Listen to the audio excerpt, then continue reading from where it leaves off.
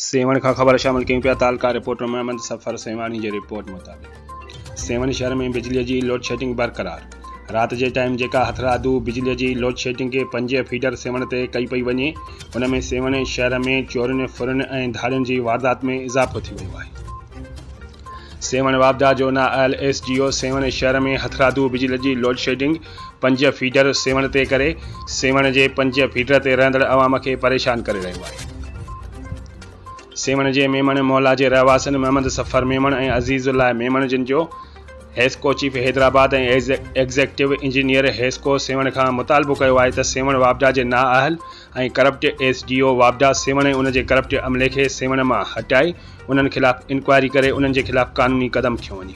B सूरत में असां पंहिंजो एहतजाज जो हक़ रखी सघूं था ऐं आला अदलिया जो दर खड़काइण जो हक़ रखी सघूं था। मुतालबो कयूं था त 5 फीडर सेवण तां हथरादू लोड शेडिंग ख़त्म कराए ॾिनी वञे।